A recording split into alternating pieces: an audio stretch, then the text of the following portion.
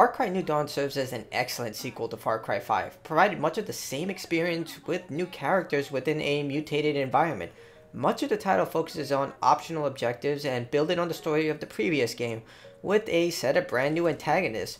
But Far Cry New Dawn captures everything that made the previous game such a hit, while ending on a high note, making it more of a game for fans than newcomers. Far Cry New Dawn takes place 17 years after the events of the previous game, with the world decimated by a nuclear holocaust known as the Cataclysm. While humans, certain parts of the world have recovered faster than normal, with a specific section of Hope County acting like a Guardian of Eden. The remaining people are trying to survive in this new world, which leads to the events of Far Cry New Dawn. You take control of a mute protagonist once again, known as the Captain, without any ties to the original game. Heading to Hope County to help those in the area, you find yourself in the middle of a war against the Highwaymen, led by the violent twins Mickey and Lou. These two only care about power and taking whatever resources they can find. Those who stand in their way are either recruited, enslaved, or killed on the spot. Hence begins your journey to protect the people who sent for you and eliminate Mickey and Lou, of course. Like past Far Cry games, the antagonists are the ones who steal the show here. The main protagonist serves as your traditional hero that can do anything, but Mickey and Lou are the stars. The twins are violent and very resourceful, showcasing they only care about themselves and accumulating power. Throughout the adventure, you get to see how far these two are willing to go to maintain control, even things that you would find unsettling by other villains within the Far Cry universe. Far Cry New Dawn plays much the same as Far Cry 5, with players taking on objectives and the story separated into a series of chapters. Your job is to build up your home base of prosperity with resources and specialists. Some are new characters to the universe and some are familiar faces.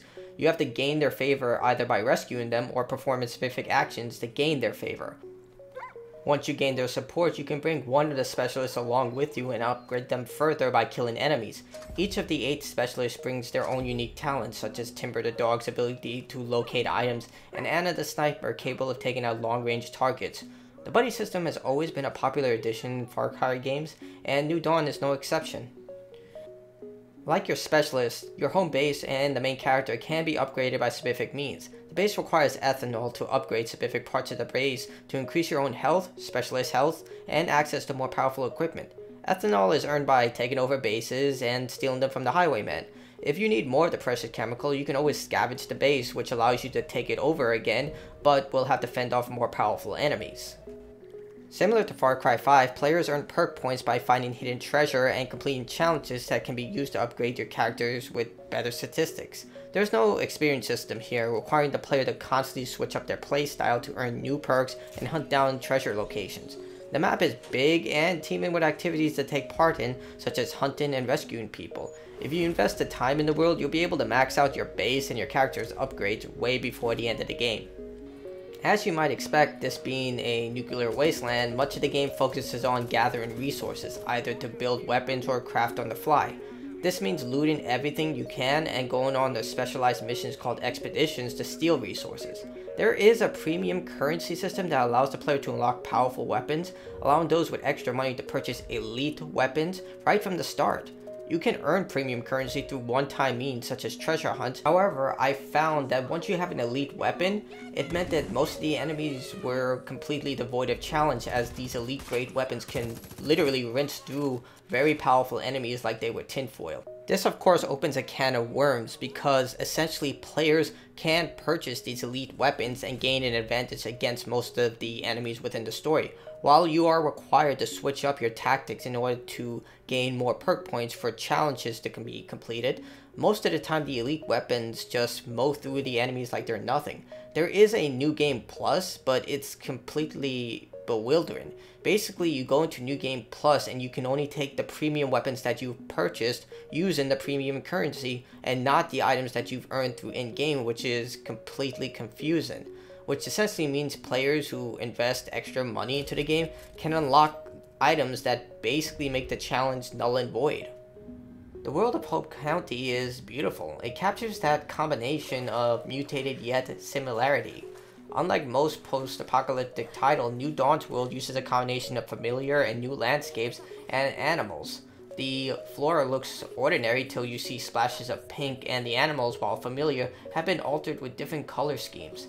It would have been prudent for Ubisoft to include more unique aspects to these creatures, like having them react differently, maybe a predatory moose or a herbivore dedicated bear, something different to the creatures, but for the most part they all act the same, similar to Far Cry 5.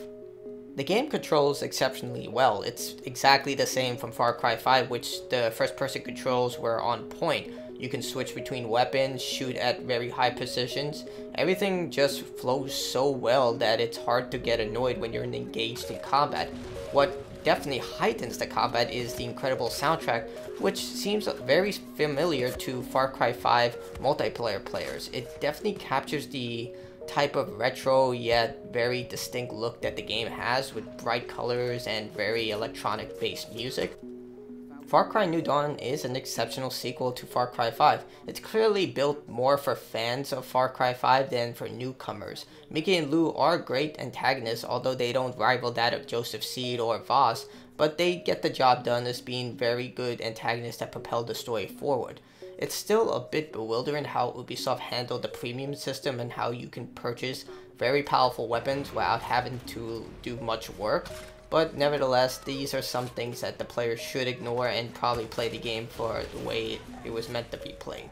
Overall, I was exceptionally excited for Far Cry New Dawn, and it satisfied every category that I love about this franchise. The engaging combat, the excellent soundtrack, and the antagonists were all well done. If you loved Far Cry 5, then there's very no reason why you shouldn't try this game out. It will definitely give you more closure on the series, and you'll have a great time getting to the end.